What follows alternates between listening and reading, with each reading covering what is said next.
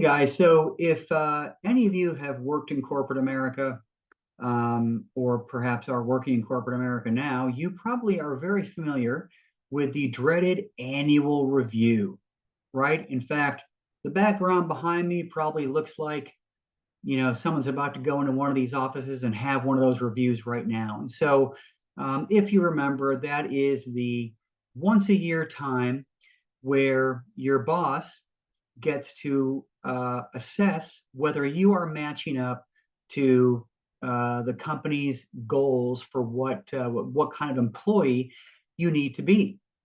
And and what kills me is that sometimes they will actually give you the form to fill out, and then the two of you get together and compare notes, right? And so, in my mind, a very subjective way to assess an employee's performance. I remember one time uh, I had such a review with my boss, and I was given the forms to fill out ahead of time. And so we get in, and it's a 1 out of 5, and I rate myself fours and fives because I thought I was doing a pretty good job.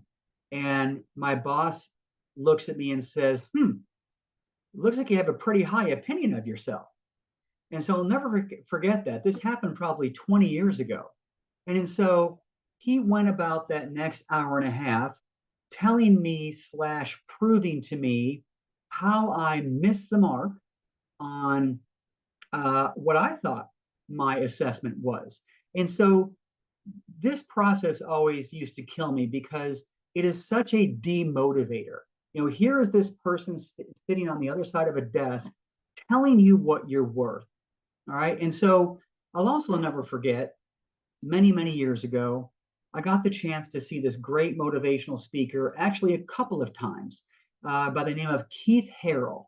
And look him up online. Unfortunately, Keith passed away many years ago, but he came out and he would tell these stories about how he flew there to that location where I was in first class, and they just made a big deal about it. Um, and um, and he would go on about his story about how he ate his free meal and got his free drinks and how great life was in first class. And then he paused and said, "But you know what, guys? I fly first class wherever I go."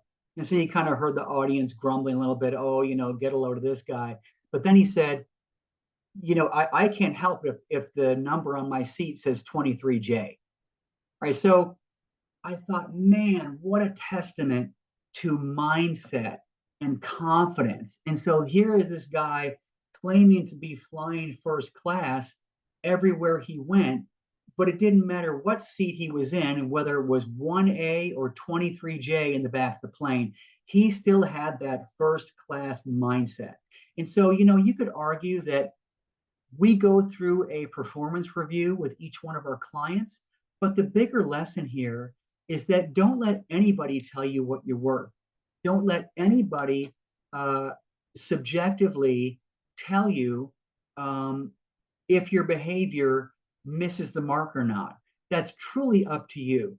And so the lesson today is that no one gets to tell you what you're worth, right? And so we have to struggle every day to review ourselves. And I would bet that there is no one harder on ourselves in terms of that ranking of 1 to 5 than ourselves. All right, I know it's a constant battle, but man, live in that first class section every day of your life, whether your seat is 1A or 23J.